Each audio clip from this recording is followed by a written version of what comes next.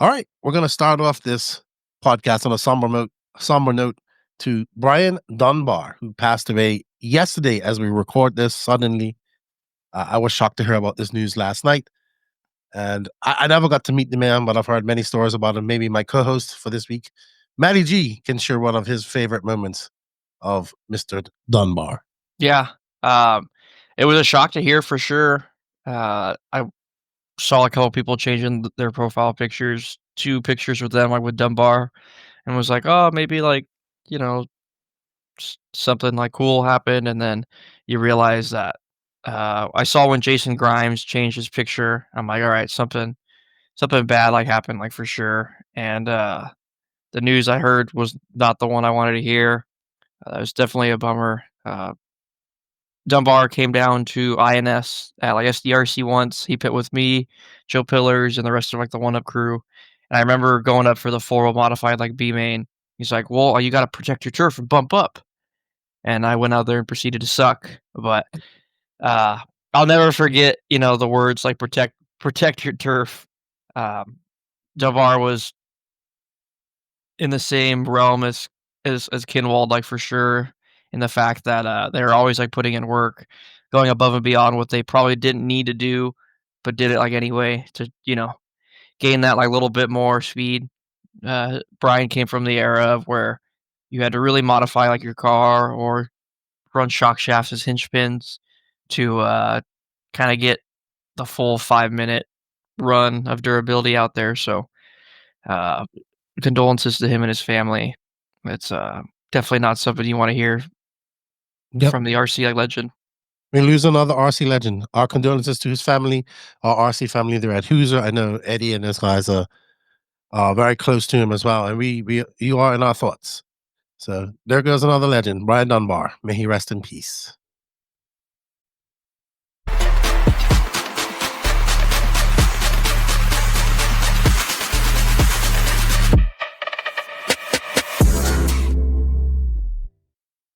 All right, everybody, we are back, and joining me this week for the first ever INS race recap on the No Name RC podcast in his mansion there in SoCal, as you can see so eloquently decorated with his grand piano. And, nothing about that background looks fake at all. Mr. Matty G. What's up, dude? What's going on? We're back. Yeah, you are back. It seems like you're a very popular choice to be on this podcast. So it's good to have you back. It's been a while. You've been busy. You've been up to a lot of stuff. I've been up to a lot of stuff. You have a new position in life now. You're a HobbyWing spec guru. And you've been busy with that, as well as training your two young Jedis, the Dyad, Levi, and Chase Raymond. I got the pleasure of meeting this past weekend. Sorry, 2 weekends ago at the INS. Yep. So, yeah, maybe give us a quick synopsis of what you've been up to and how things are going at HobbyWing. They're also a sponsor of this, by the way. Oh, perfect. Yeah, but definitely eating, if you can't tell. I look a little bigger than I did, like, last year. That's good. Eating, Having I'm no longer, no spleen, but that was a thing, like, last year, I think. Motors, and more motors, lots of traveling, on-road stuff, oval stuff. We do it all now, so we're all over the place. My HobbyWing graciously gave me a job 2 years ago to help them develop their spec program, and I feel like it's been taken off, like, for sure. There's no longer just full we no longer just have sponsored guys, like, running the stuff, we also have, like, customers. So it's really cool to see, where this took off from where nobody really wanted to run our, like, spec motors to now they're pretty popular. Absolutely. I told you at INS, I'm happy for you. I'm proud of you. You guys have jumped in headfirst into the spec game. I saw you and Charlie at the Florida Copper Champs last year. Then again, I saw you guys once again at the INS. You was racing mod and the twins were racing spec or stock. We just call it spec because I don't want to get into that whole argument of it being stock. Well, it's, like, stockified at this point, Spec mod. Can we call it that? Spec All right. mod. So, yeah, good stuff. I'm happy to see that your racing has kind of gone to the back burner. It's not as important or anymore. It's more for testing purposes. Yeah. more for having fun. So you leave that to Bada, Davey Bada, your protege, and of course to Dave is like the Jedi right now. He's like Yeah, young he's got Jedi. it figured it out. He speaks very little. I think he said 5 words to me the entire week, and What's crazy is he talks a decent amount. You just gotta, when I don't know when he does that. But yeah, let's get on to business about her. A big shout out to all the sponsors that make this possible. This is the JConcepts INS15 Indoor Nationals Trackside Hobbies Race Recap, brought to you by obviously JConcepts, Aiden Hobbies, HobbyWing, Schumacher, Exalt, Associated, Reedy, Elite, and of course, Elite RC Productions bought you all the coverage. I hope you guys did enjoy that. If you want to go watch all the racing, you can go check it out. I'll leave links for that in the written description of this show. So, I have to just say big shout out to everybody there at Trackside. It's a beautiful facility. You never would ever in a million years, if you just you could drive across it a million times and never know what was going on inside of there on a weekend. How many people were crammed inside of there? It's very tight, Yeah. but they get it done. And I really enjoyed myself up here at Trackside. I got to visit an iconic track with some great racing. I got indoctrinated into the L, but we can't talk about that. My name is forever etched on the wall, as well as Danny and Lance. as well as Lance's. So that was fun. Great community. I really enjoyed myself. I want to say a big shout out to Jamie, Larry, Gregory, everybody up there. LW4 who made me feel at home. Kyle. We're gonna talk about Kyle's win. Yeah. My assistant. The Gingerbread Man, and everybody that just made us feel home up there. We had a great time. I had a blast. I really do. I enjoyed the weather. I enjoyed going out in that cold. I didn't get sick. I was pumping vitamin C. I really enjoyed the racing. I thought it quintessential North Midwest winter 10 scale racing. I can see why they are producing a lot of fast 10 scale racers. Yeah. Simple as You that. forgot to mention that they have popcorn. That is Great. the best part of 8 AM popcorn surpasses any healthy breakfast you can have at Trackside. The popcorn, if you go there, make sure Larry or Greg, or he goes by Gregory now, is making some popcorn. I think I got him to go by Gregory. I was like, you're gonna be named Gregory. Yeah, the popcorn's great. LW4 made sure I had my fill of popcorn.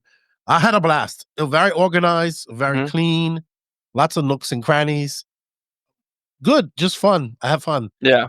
Racer hobby shop, no ready to run stuff in there. It's all racing. They have great turnouts in the winter time. It was great to go up there and see a whole different part of RC. That's what I can Yeah, say. yeah, for sure. Like, it's one of the only rounds that does, like, legit, like, motor tech, so that's always cool. Makes everything legal and legit, as Richard Lake, I would say. So, yeah, it's, definitely one of the staple tracks like to attend if you've never, like, been there before. I had only This is my 2nd time there. Mm, Last year I went, and I'm like, "God, it looks a lot bigger in the videos," and, but I'm like, even saying that, the track is awesome. Like, the paint, yeah, it's a good track. It just looks everything good. about it, yeah. It looks good. Let's talk about that. I talked about this extensively with my Aiden and Brock interviews, but the track was really good. A lot of people look at it and say it's a little bit small, but they had that triple to double jump was the thing that kind of made you pony up. That was what broke you.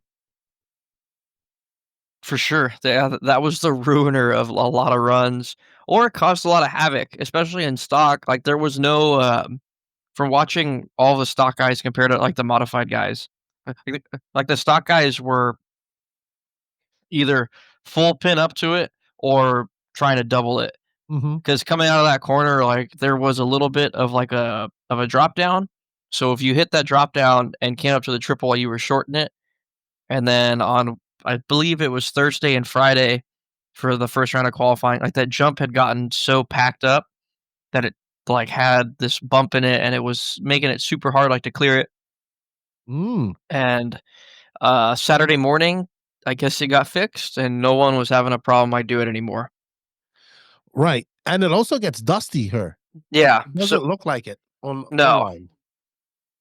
I'm like after every run, there's a considerable amount of dust on like the track, and you wouldn't think that there'd be that much like dust on it, but for whatever reason, like the dust is pretty high there. So the first minute of or the first 3 minutes of like your run, it's pretty good grip, and then like the last two, it's kind of hard like to hang on to with like the dust like building up. So you have to stay in that line, and it's hard to see like with their dirt being so dark, it's kind of hard to see a line, but the whole groove, I would say, is pretty wide for, like, the most part. Oh, that's fun. You say that because also a weird type of dust. It's not like a very light powdery dust. It's a Yeah, thick, heavy, damp type of yeah, dust. It also has marbles from it as well that kind of go on the outside. And I talked to Aiden and he says you can't see when you're on the driver's stand either the yeah, line. We'll bring up a picture here of the track, courtesy of JConcepts. So you can see this one, it's freshly been painted. It has yeah, concrete carvings, which I love. I yeah. love concrete carvings. So I much love more them. grip. It's awesome, like, that, coming off of, like, the straightaway on that double, if you hit that, like, concrete right, it felt like you were in Mario Kart, and it just Really? kinda shot you, like, a little, farther because 'cause it's got so much, like, more grip than, like, the dirt does, that it's just like, phew. So you're talking about right here, if you come off the double, that 180, guys were getting the two wheels up on there because it just had more Yeah, grip? yeah. Really? It was sick, and then that pipe at the end of the straightaway there, I swear kept jumping out in my B main. It for whatever reason decided to just go onto the straightaway and then come back out after. If anyone's watched, that was the end all to be all of my racing weekend That was the was end of that. your racing for the weekend? Yeah, was that pipe. Yeah, your racing wasn't nothing to write home about No, this exactly. past weekend. Very challenging track though. Very small, very challenging. That like you said, that section, that triple to that double separated a lot of people. And it wasn't easy, man. We saw a lot of races won there. We saw a lot of races lost there. We saw a lot of people cars broken there as Yeah, well. And I really like the corkscrew. It looks so cool when you guys to come up here and keep it as close as tight to the pipe as possible. You see some guys clip that pipe and go get a little bit. It you see a car go really slow and just tip over really slow, or you see a car go really fast. yeah, It's going to tip over, but it gets back under control. And you're just gunning it right onto the straightaway, right? You come onto the straightaway, you clip that little bit of concrete carbon, and then you're hitting this that sweeper at the end of at the straightaway yeah, pretty fast, very fast. So good layout, very fast, made for exciting racing, mhm, which we did. We had a lot of exciting racing in both classes, in both the stock and all the classes really, because yeah, how it's run at INS is the expert 17.5, 13.5, and mod two-wheel drive and four-wheel drive all get triple A mains. mhm, The expert mains and all the other mains have two bump ups, so 8 go through, 2 bump up, mhm, which I love. And then in the mod mains, 10 go through and 1 bump up. I love it. I think electric racing should have bump ups for years. I love it. It makes things worth it. What do you think about having bump ups? well, I would have benefited for sure if there was 2 bump ups. Me But, too would have. like, the bump up thing, I think it's good, it makes it exciting. The only problem is, like, when there's more than 2 bumps or more than 1 bump, it causes some havoc and some dirty driving for sure. There's some desperation out there. So I think, like, the 1 bump thing is good because it provides, like, if you take out the guy in first, it potentially gives the guy in third or fourth a shot, like, to get in there. So, like, the 1 bump, I think, provides for a little cleaner, like, racing, especially if the guy out front has more pace Mhm. and still makes a mistake, like, he could still kinda gap, like, the field. Yeah, I love it. I think I hate it when your race is over in the B final, right? I love that we have these bump ups. It comes from nitro racing. It gives people another chance. And I think we should have more races with it. So kudos to that. I know it kind of makes things a little bit weirder. We had some warm up races or practice for those mains, Yeah, but that's just for them to get some time on the track because that one bumper up or that those two people that bump up will actually get some more track time. yeah. So I like it. I like it. All right, let's get on to some qualifiers. So qualifying was very exciting. We're going to focus on the expert and mod class, or let's get into the expert class, which is your specialty with your guys, the small people who are taller, bigger than you now, Levi and Chase. Almost. Almost, they're getting there. It was great to meet those young men. I know that I can tell them apart when they have a hat and just have a hat on. One has a hat, one doesn't have a hat. And if you get after that, I'm not sure because they are identical. And Dominic Paccione, Mhm. who dropping down from the mod class, coming out into that stock class, swinging with all an R1, completely R1 car out. Now, there's some rumors. I don't know if you can confirm these, or if you can't confirm these, then you can just, I don't know, watermelon seed yourself out of this, right? And just plead the fifth. But there's some rumors about a possible R1 car in the works. And with Tom now racing Coyote now, which I didn't know till I came to this race, Tom Rindernick, Mhm. and Dominic Paccione dropping down from mod to stock, that shows me that R1's obviously looking at the stock world seriously, Mhm. Yeah, of as they course. always have. And I don't know, maybe there's some smoke. Where there's smoke, there's fire. Maybe there's some fire about these rumors about a possible R1 car coming out. I mean, I don't know if you can say anything about that though.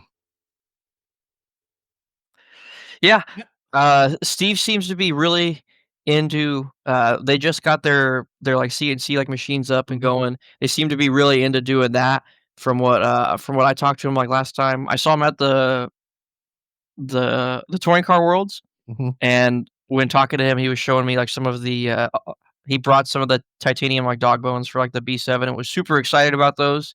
Um so uh, who knows? With all that machine stuff that they have in there, having Thad like Garner there, who was an engineer for Team Associated and for I believe HVI, mm. could potentially bring I some heard stuff that. going on. I heard they have everything where they can make a lot of CNC stuff They can. right there in house. So Mhm. to be honest, there is space for another couple chassis manufacturers in 10 scale right now. Well, yeah, you know, with X-Ray and Schumacher kind of taking up some of like the load from TLR. yeah. There's a space. There's space. There's space for another brand to come in. Who's it gonna be? Is it gonna be SRX? Is it gonna be Mugen? Is it gonna be somebody like PR? Will we see specialty one-off cars? The Mugen car is actually really good for the few drivers that I've seen like run it. Frankie Contreras came down to the Top Gun shootout, Mm, and he barely races like 10 scale like these days, and his stuff looks pretty dialed. Uh, there's a kid out at Hobby Action like Caden Say who recently switched over like to Mugen, and his stuff looks pretty good. So it's they just need a team. yeah, and they need a four-wheel drive, right? They need a four-wheel drive. All right, let's get back to two-wheel drive. Stock 17.5. So Dominic comes out, takes Q1. I'm like, ooh, I was shocked. Very shocked. He was very fast. Mhm. Q1, super fast. And just straight out of the gate. Q2, he came second. I believe it was, let's see, was it Chase or It was Levi. Levi took it. So we had a good race going into A3. Mhm. And if I'm not mistaken, I think he just made mistakes. And these two were kind of hounding him. Wasn't Chase and Levi kind of going after each other in two-wheel drive A3? Sorry, Q3? In Q3, they were both going at it. I think Chase had the lead, or Chase got the last round like TQ, Mm-hmm. and Levi had it, and then he made a bobble, and then Yes. Chase just kind of walked away in like the last round of qualifying. Um, and then it gave Dominic like the overall because he had the best overall time and points, I believe. Right, because you said something. Had this been IFMAR style or 2 days Yeah, later, things would have been different. Would that have yeah, affected that as yeah. well? So Levi would have gotten the TQ if it would have been like an IFMAR like tiebreaker. Well, I mean, those two took the last two, so it was Yeah, exciting, right? yeah, exactly. But Dominic kind of just I've seen him before at Masters. I know he ran mod. I know he's from up in Colorado area. Mhm, mhm. To the yeah, I think he might have raced under Dustin Evans, he said. Yeah, he's from the Colorado area, but he now lives in Utah. Okay. All right. So let me just bring up my overalls here for 14.5. So we had Dominic Levi. I'm sorry, that's four-wheel drive. One second. I am bringing up expert two-wheel drive. So we had Dominic, Levi, Chase, Kyle Go on the promotion tires, Nate Sutherland on that Schumacher car in fifth. Sammy Moran quietly in sixth. Sammy had a quiet weekend all weekend. Yeah. He kind of was just puttering around. I don't think he was ever a threat at all weekend. No offense, Sammy. In four-wheel drive, he had a couple good rounds. Yeah, but nothing to write home about, unfortunately. Craig Schlegel, who I believe is a local from Sprague. here. Noah Ward, I believe, is a local. Emerson Sargent, who's from Hobbyplex. Mhm. Aaron Mitchell, that was the final bumper upper, I guess. Oh, did he get in? Yeah. No, that's just qual point. So he didn't get in. The two had to get in. Let's see who got in. It was Talon and Right. So that's who surprised me. Talon being in the B main. Thoughts on that? Coming out very strong after the clash to be in the B main here was probably not what he wanted. Yeah, I talked to him a bit like last night about just kind of some racing stuff. Like racing at Hoosier is definitely more unique, I would say, because like the tires already make grip and you're just it's like racing on road. You're just getting the setup and driving good. When going to trackside on these natural dirt like surfaces where the tire has to make some friction to make grip, it's hard to you can't drive it at 110 like percent. You have to like let the car like ease into like the corner. You can't overdrive it or else the tire breaks loose. So it's just like when I talked to him, he's like, "Dude, I went and practiced and I felt like I didn't learn much." And I'm like, "You just got to get used to driving an uncomfortable car on these natural like surfaces cuz Hoosier, you're just strapped up the whole time and you Because have it's a grip glue no surface, matter right? what." Yeah. So I'm like, it's just he only gets to race on normal on 2 natural dirt surfaces a year, like pretty much.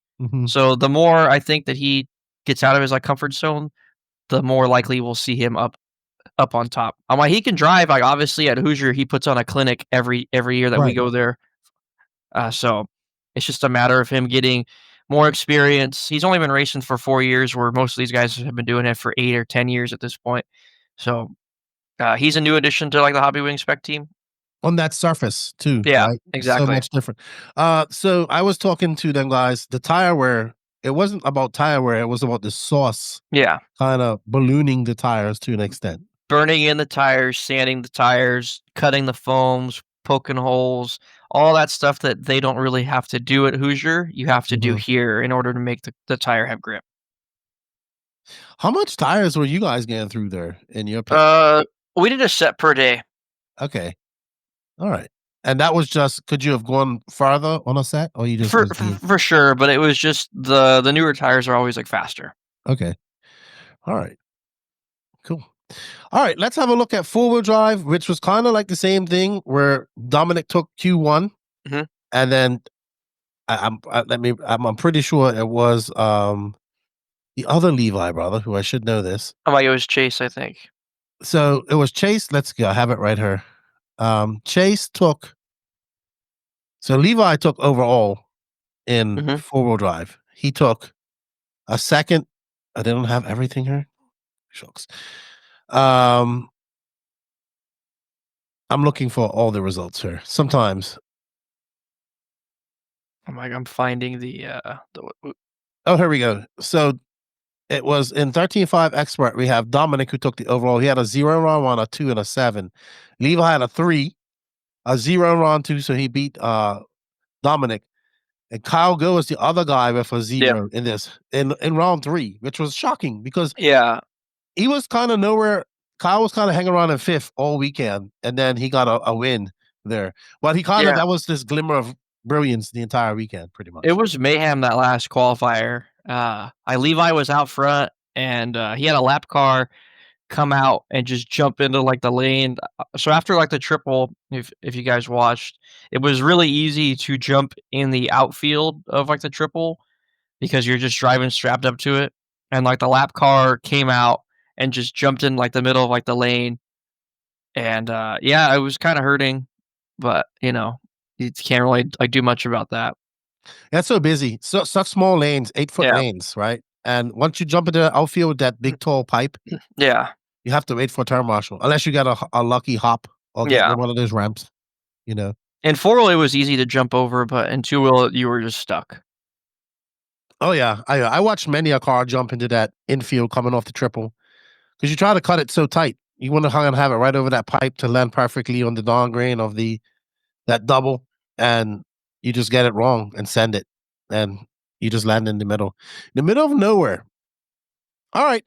So overall, like I said, Dominic, Levi, Kyle Go was in third, Chase Raymond, Nate Sutherland in fifth, Sammy Moran, Emerson Surgeon, and Aaron Mitchell was your final person to bump right up. Mhm. I think Michael Lesko bumped up.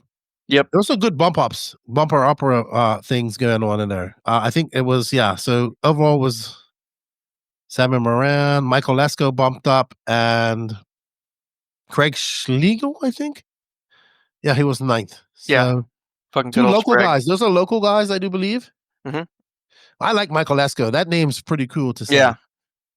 It sounds like a motocross name to me. I'm like, that kid's always been cool. Um, he doesn't get to race as much now. I think he's, like, focusing on some real life stuff, which is probably smart.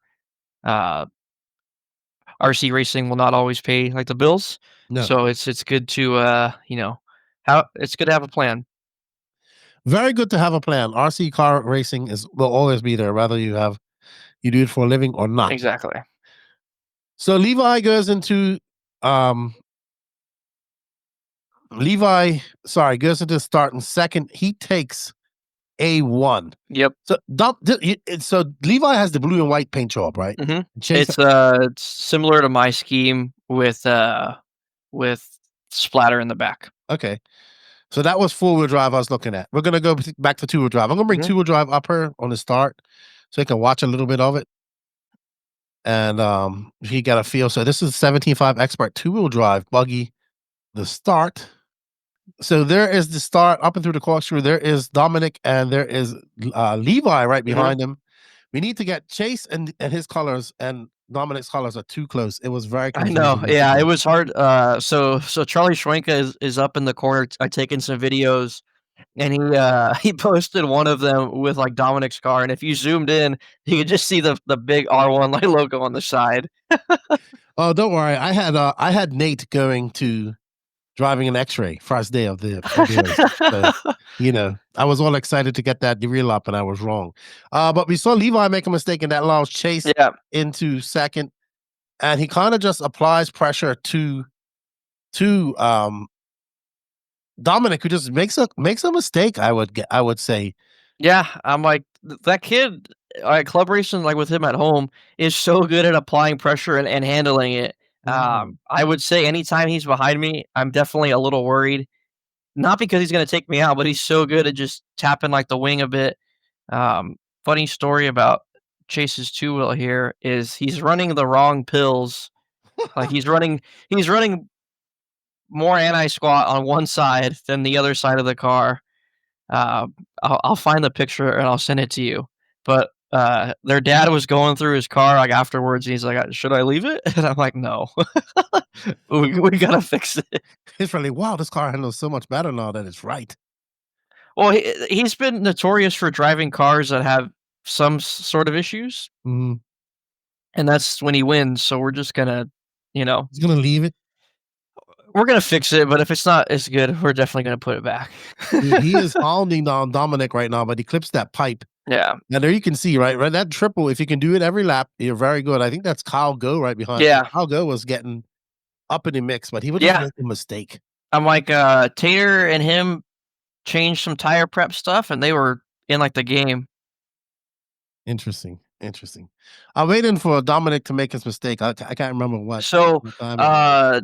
Sammy had crashed, and the marshal went to go get Sammy and didn't see Dominic's car, and I think kinda kicked, like, Dominic's car, Mm, and then it was it's coming up here soon, like, when they okay, start, so like, it was lapping people. unfortunate. Yeah, and then, Dominic crashed a couple times after that. You would think I would remember all this stuff, but it goes by so fast. Yeah, no, and how, like, fast paced, like, these guys are going and how fast, like, the day, like, kinda went. It's kinda hard to, like, remember It is what all a went on, blur like, for the whole me. time. Yeah. It's all a blur. Well, Kyle Go's on it. He is right Yeah, behind no, Chase. he's on it. He's right behind him, pushing. But yeah, that was what they kind of had to do, like push you to make a mistake. Yeah. And Chase is kind of going into a defensive posture. I know what I'm saying right now because that's exactly what I'm commentating in my mind right now. And Dominic, that allows Dominic to just pull away ever so Yeah. slightly. It's definitely easier to chase on that track, I would say, than lead with how small it is, and, like, if you're not going as fast as the guy in second, it's kinda rough. Got you. All right. Well, we're gonna leave that there for now. We're gonna get back to her so people can see a little shakedown of what the track looked like. Mhm. It ended up being. Let me bring it up here. It ended up being in the 17.5 class. Chase would take A1 and A2 and wrap Mm. it up and kind of make it boring. Dominic took second and fourth, and he'll take an A1 win and finish second. Yep. Levi Raymond third. Nate Sutherland with a 4, a 3, and a 3. I'm not gonna lie, I was expecting more out of Nate this weekend. He seems to be kind of not struggling, but getting used to his new ride. I know he was on TLR for quite a long time. Kyle Go in fifth, Craig Schlegel, Aaron Mitchell, Talon Henley, Sammy Moran, and Noah Ward round off your top 10. Mhm. So, yeah, that was your two-wheel drive 17.5. That was my thoughts on that. Do you have anything to say before we move on to four-wheel drive? Uh, Congrats to Noah Ward. I believe that's his first big A main, and Really? that was cool to see. So, yeah, his car looked awesome. He put in a couple stellar runs and definitely showed that, he's coming into, like, the mix. That's great. That's great. That's awesome. That's how it should be. Yeah, inspiring these young drivers to make their way through spec. All right. So in 13.5 expert four-wheel drive, this did go down to an A3. As we said, Dominic actually started on pole once again, followed by Levi, Kyle Go, Chase Raymond, and Nate were your top five. And this was a little bit more exciting, as we said. I think even in one of these races, was it A3 or was it A2 where the brothers were racing each other, and then Levi in the blue and white car or black and white car got behind some traffic and then kind of got wide, and then his brother went through and took the win and took the Uh, overall. so that was in two-wheel, yeah, Okay, so that was two-wheel drive. so Talon, I think, was trying to let, like, Levi by and definitely kinda messed him up. He Talon did. felt He really pushed him bad, like, wide. after he pushed him completely wide, and Chase just went, phew. I know Talon felt really bad, and I was talking to Levi about it. He's like, If it wasn't Chase that won, I probably would have been really bad, but it was okay." Yeah, I'm sorry. I thought that was in four-wheel drive, No, but all good. it's all good. I mean, Chase. No, this is two-wheel drive. I'm all Mhm. messed up. Give me a second. I got all types of screens open here. The green car is fast and two-wheel. The The blue blue car car is I fast and blue wheel. That's the best way yeah. to think about it. Uh, like I said, so Dominic takes the overall TQ. He starts on pole. And then let's have a look at the triple A mains. Levi takes A1. Dominic finishes third. Mhm. A2 would be Dominic. So that makes it go to that next race. And then they have to settle it up where Levi goes first and Dominic goes Yep. second. So exciting racing Yeah. at the end. I'm like, it was close racing. In A2, Levi had it, and I either think he made a bobble or Dominic, like, passed him. Either way, like, Dominic won, but it was a really, like, good race, like, the whole time. Do you think there's more pressure on the one twin when the other one wins already? Like, so No, Chase I already know won two-wheel drive. So Levi's like, I got to win something. I know one of them is always, like, when we club race, there's usually only 3 of us, like, running modified. Mm. So, whoever gets 3rd pretty much got last, even though it's top 3, they see it as, like, I got last, and, um, what's nice is Chris made you know, he gave each one, you know, they're able to race each other. So, they're always Oh, they able to push won. each other. Yeah, exactly. They won this So, weekend. That was yeah. good to see. Two brothers, two twins. They're one and two. One and two wheel drive, one and four-wheel drive. They made it exciting. Dominic made it exciting. Yeah. I think those three were the stars of the entire weekend. Yeah. Everybody else just had glimmers of brilliance, which the guys I expected big things from, like Sutherland, Kyle Go.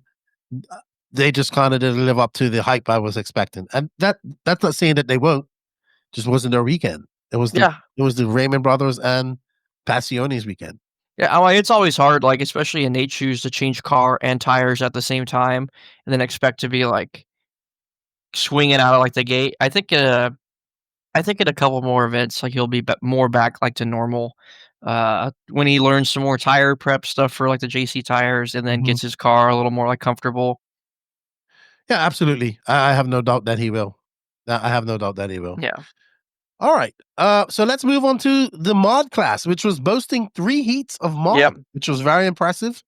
We had quite a big turnout. We also had 3 heats of short course truck, by the way, which was impressive. So lots of mod cars up, or the most mod cars I've seen at a race, I would Yeah. say. In a And long you was time. racing in this class or attempting to race. I was participating. There we go. You had glimmers of brilliance. Practice, we were going fast, and seeding, I did outseed half of the HobbyWing team, Oh my goodness. and then reality hit as soon as the tone hit off for Q1. Q1 started 2-wheel drive, and Chase Lemieux came out and just laid the smackdown. Yeah. Like, Son of Paul, he's the guy. dude, I was like, I watched them all in practice, and then I was like, this, and I know this is his track. I know he had laps on there. I know he designed the track. And I was just like, there's nobody going to beat this guy. Yeah, Nobody going to beat him he was dialed. right off the bat. And he practiced a lot. Like that open practice day, he was up and on that driver's stand a lot the entire day. Yeah, I'm like, that's what it takes at these events, like, pretty much, is getting in a bunch of track time, getting a feel for what your car is gonna do, and especially for them, like, the hot race tires, Mhm. they're trying to figure out. I think they had, like, 20 different compounds, like, over there that they were just trying different tires, and they nailed one, and they seemed to be, like, pretty good. Chase puts in, like, a lot of, like, effort, so it was great to see. He did, but you know what? His hot race teammate Aiden came out swinging in Yeah, Q2 and Q3, and he looked unstoppable. I would say. I yeah, kind of lost all interest in Chase after watching Aiden and those 2 qualifiers, and they were excited. I think either yeah. didn't one of the qualifiers come down to He crashed, like, the first lap and came back swinging at the very end to take the TQ. Like, the lap times that Aiden was putting down were crazy fast. very fast. He was doing 12/8 like he was just going around the track.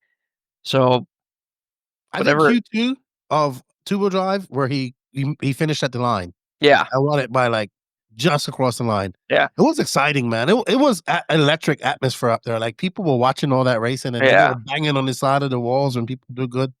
That was awesome. That yeah. was really awesome. I'm sure you could find the video of Aiden, getting pretty excited on the driver's stand after he TQ'd, the second round. It was good. It was good. Yeah, In the end, it was Aiden Horne who had he took the wins in Q2 and Q3. Chase mhm. Lemieux will go 0-2.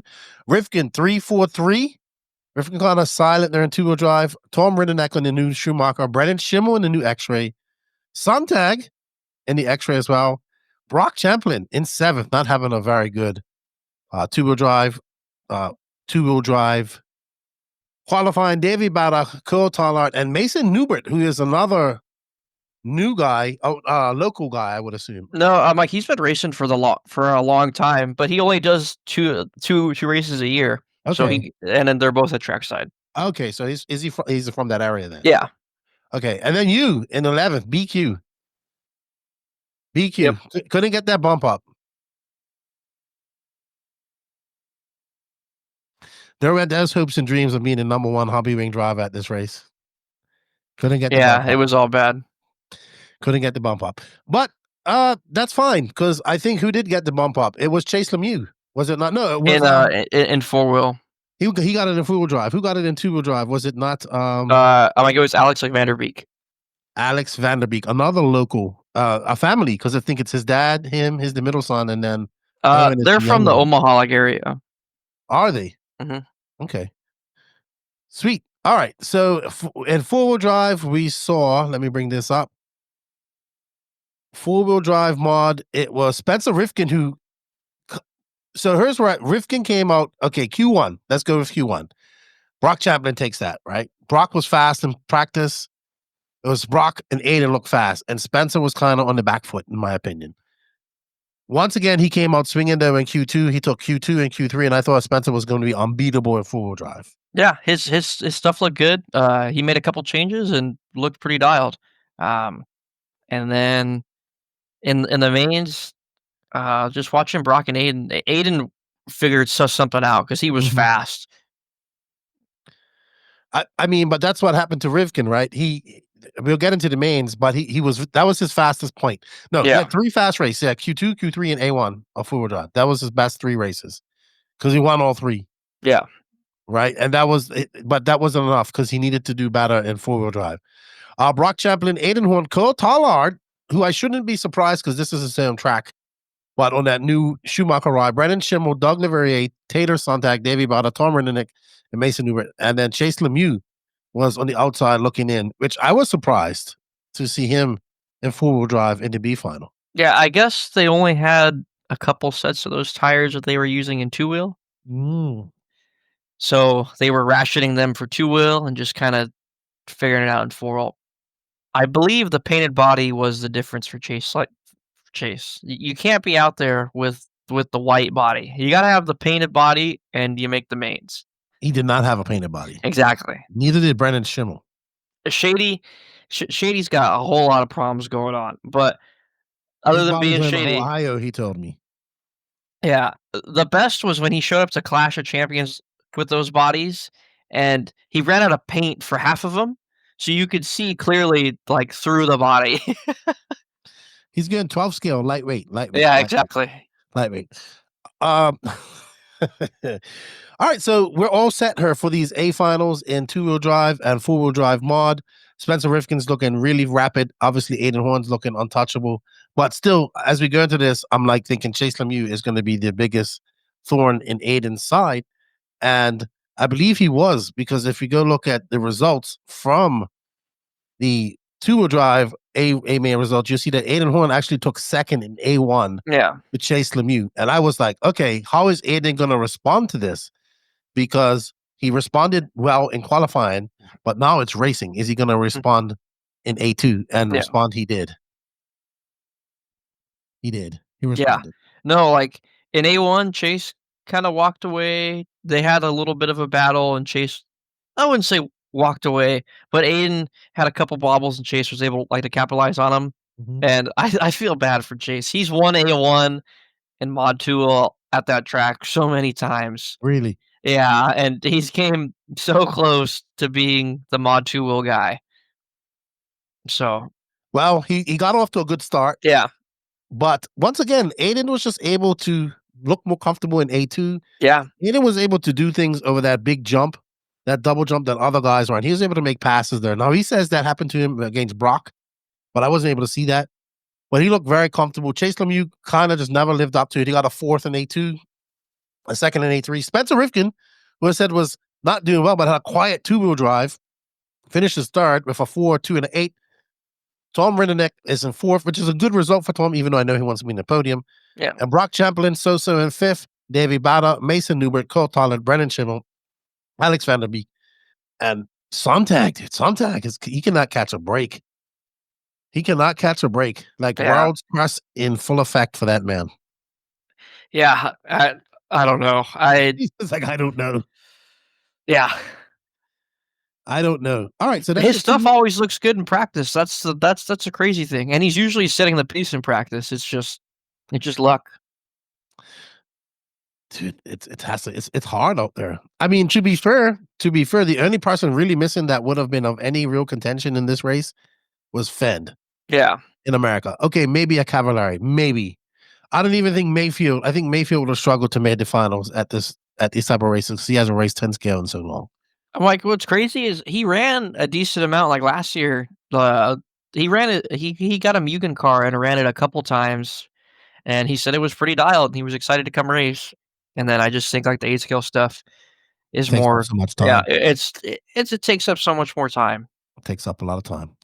So Aiden gets that win. We have an emotional, a very emotional podium from Aiden. I didn't expect this when I went up to interview him, but I think we should play it because it shows how much pressure you guys are under to win, especially somebody like him who that's his job, like, is to win.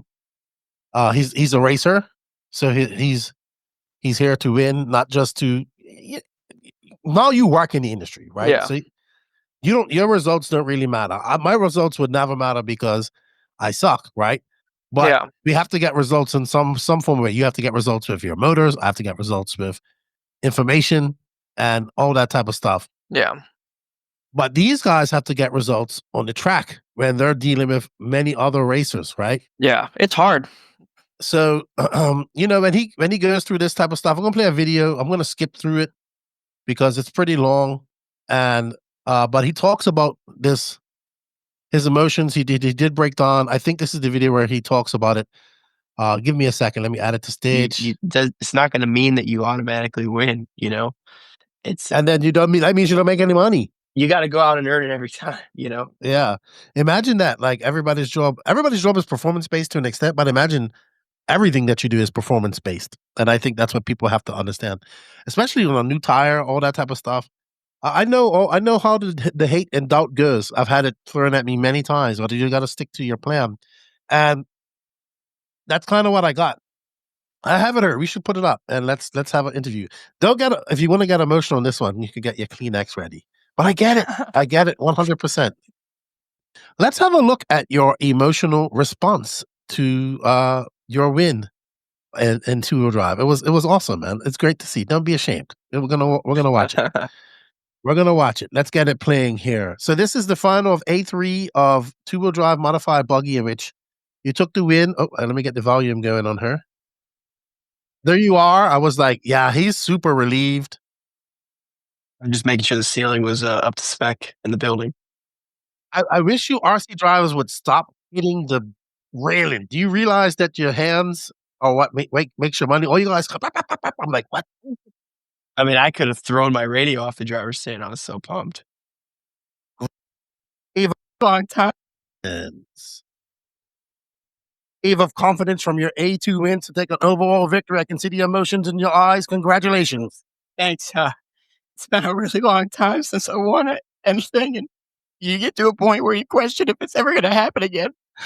And man, I know it's just an INS, but this means a lot, man. Awesome, man. Awesome. We can see the emotions.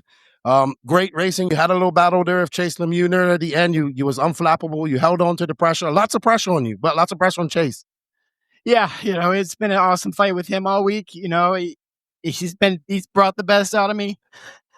It just feels so good to finally win again. I almost forgot what it felt like, and to do it with the hot race tires and prove, that they got what it takes to win is it just makes it that much more special. Nicola and I have been working our tails off for the past few months, and a lot of sleepless nights, and oh man, it paid off there, so it's awesome. Awesome, man. Well, congratulations. I see your emotional go over and see your dad. Congratulations. You take the win here at INS, and you are leading points going into next round. Awesome. Thanks. Awesome, dude. Great. Yeah, I mean that's true. It's I mean honestly, I still back what I said there. I definitely was getting to a point where I wasn't sure if I would ever win a race again. If you guys want to watch that full interview with Aiden Horne, you can. He talks about that and much more. But yes, lots of emotion for Aiden after winning this race. I didn't know what to do as an interviewer up there. I felt the emotions coming from him, and I want people to understand like that these guys really want to win. Yeah. And we talk more about this and the sacrifice that goes into getting these type of wins. This shit's hard. When I was trying to be like the guy for that year and a half or so, I went days where I didn't eat because it was either I got gas and went to the track, got tires, got parts, or whatever I needed to be successful, and it's a lot on you mentally, physically.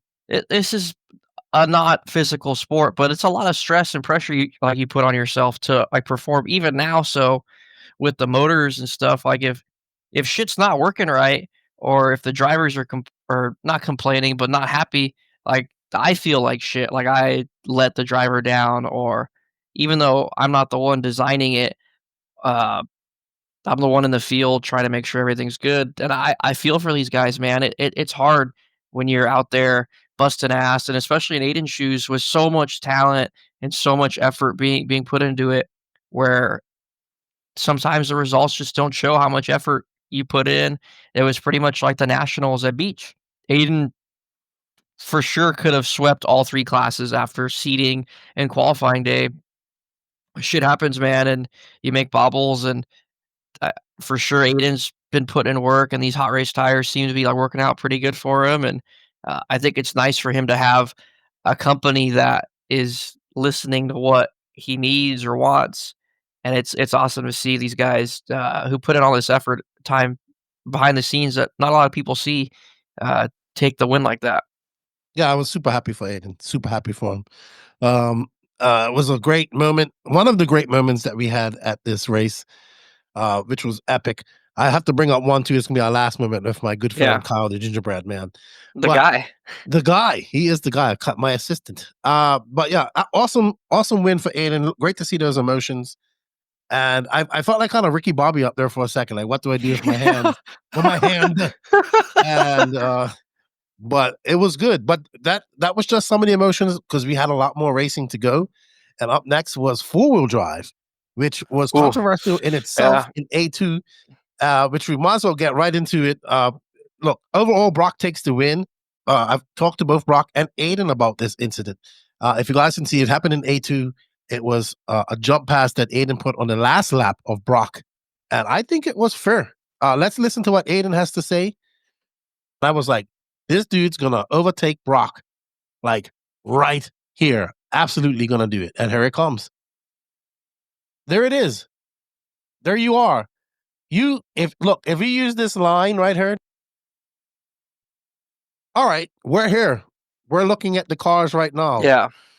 There's Aiden in the orange. There's Brock right here in the blue and yellow. What's your honest thoughts on this? I'm sure you've watched this over and over and over again. It's definitely, for sure, from the outside, I look at it, it's like, and with Brock being one of our guys, it's like, oh boy, he got passed. But like stuff like that's cool. It makes it interesting for people at home to watch. It definitely looked a little sketchy, but people were doing it all weekend long. And if these guys don't want lines like this done, the jump shouldn't be built like this. But these jumps make for exciting like racing. Aiden was doing it in 2-wheel to Chase. Chase was doing it back to Aiden in 2-wheel. I think Brock did it a couple times to people.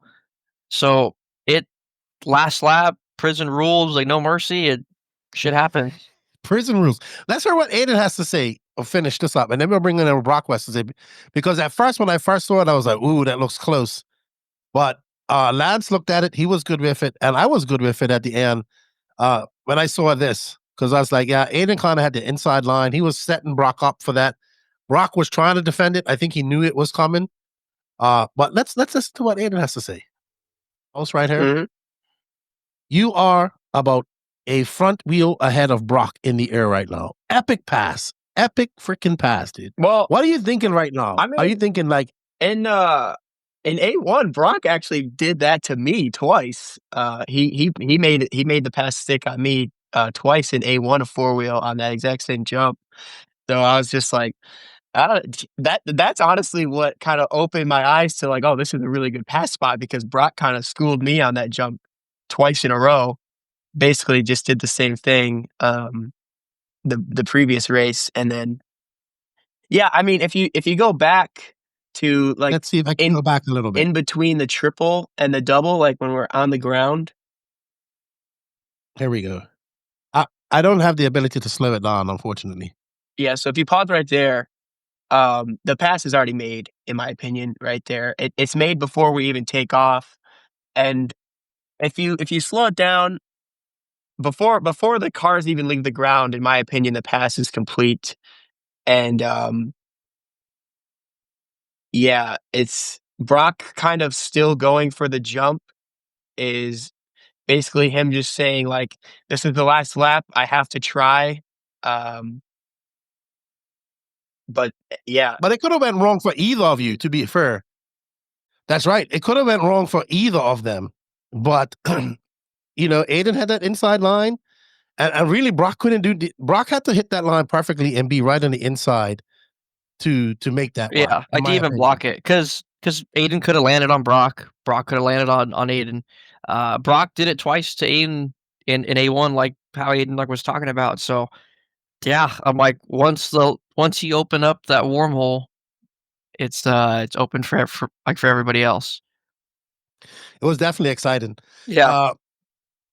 I know people ask me, to film the driver's stand. I always film the driver's stand after anything like this because I want to see if there's gonna be some words. There was no words. No.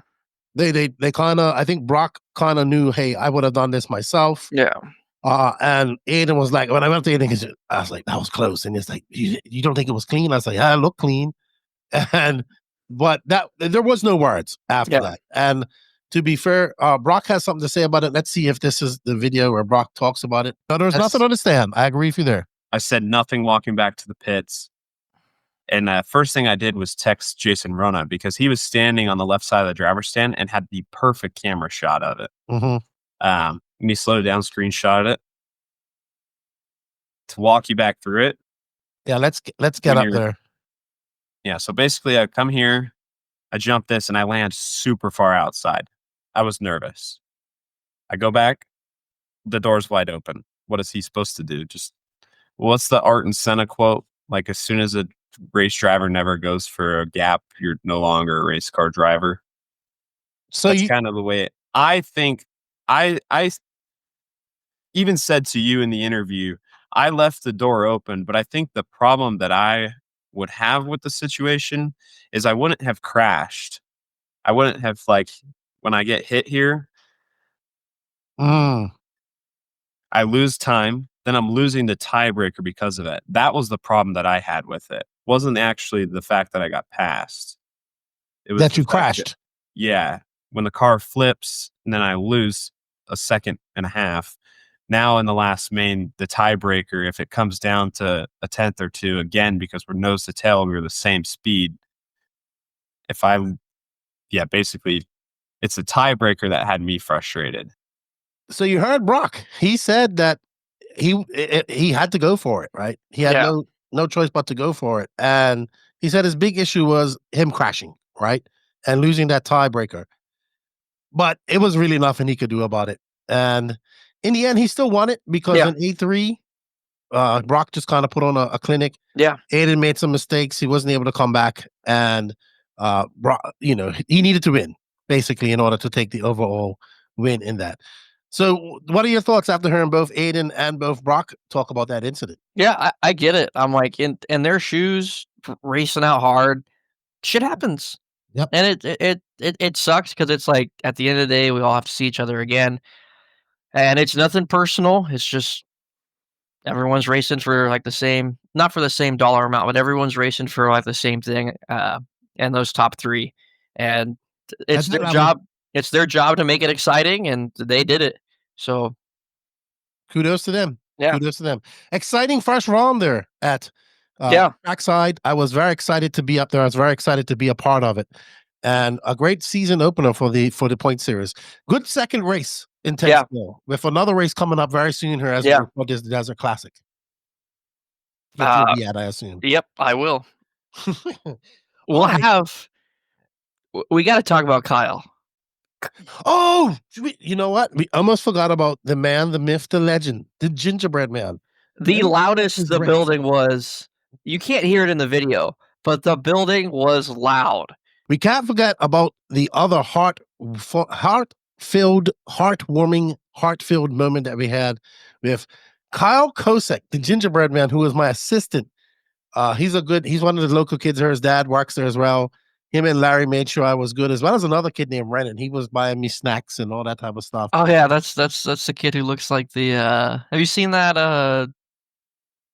It's that skit of this kid selling beer to people on the side of the street. Yeah, he looks exactly like that kid. But Kyle sat. If you guys heard me talking to Kyle throughout the broadcast, he sat next to me. He was helping me point out cars and let me know who was who, and he was telling me.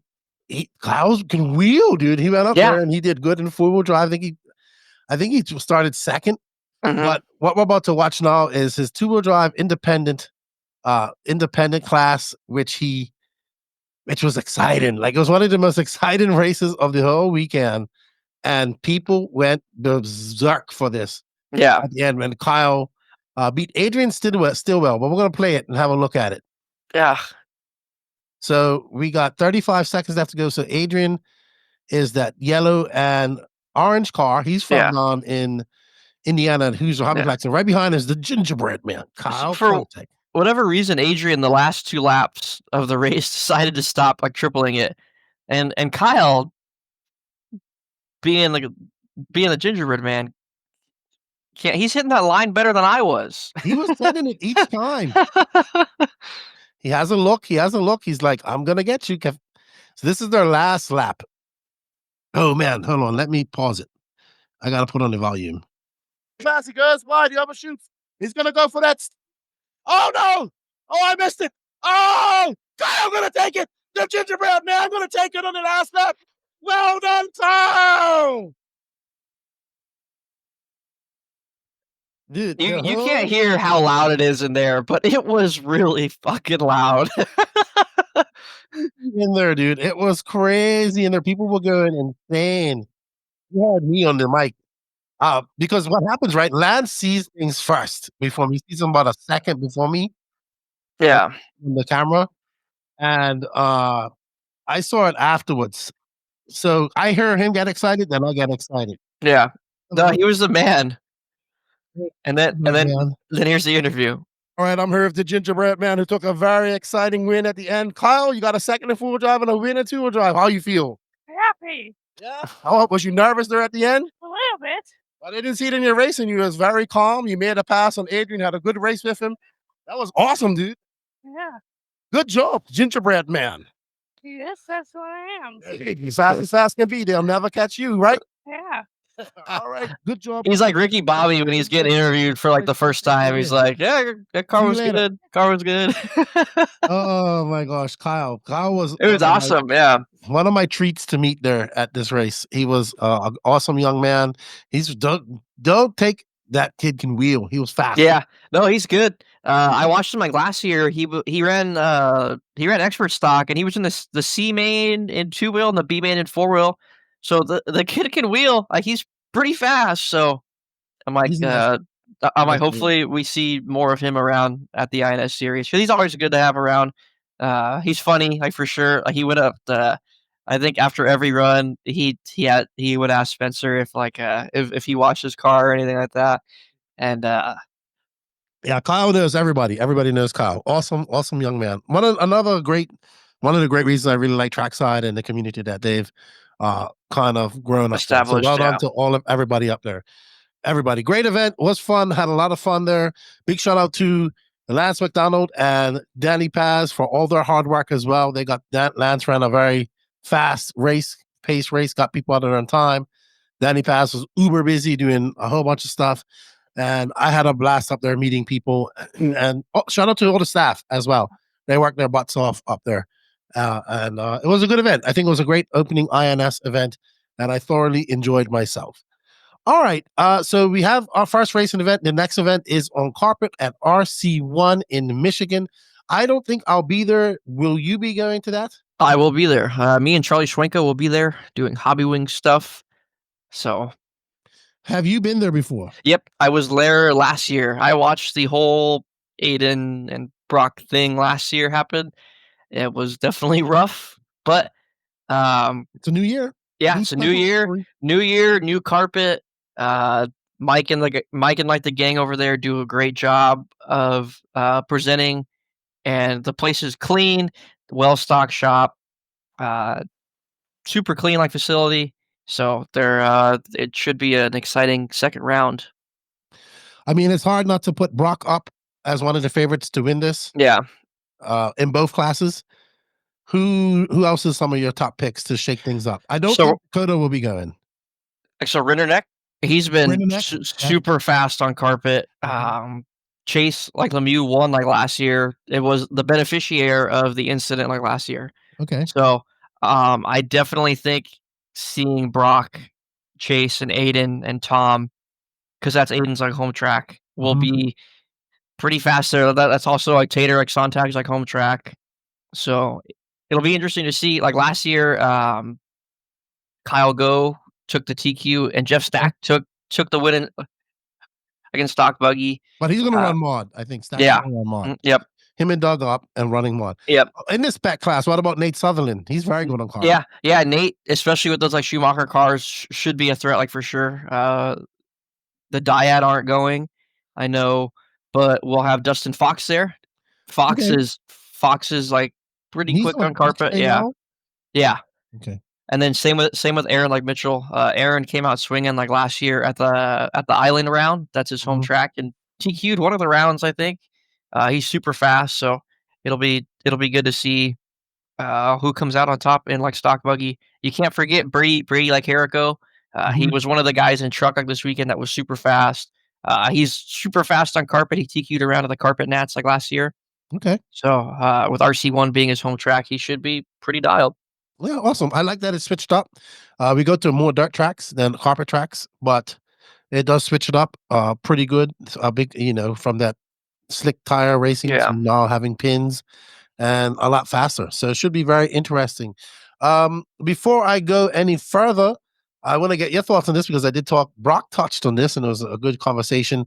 And we are going to a carpet race, and after the incidents we saw at dawn between Mikkel and Rana Falk and other racers, the big thing is now.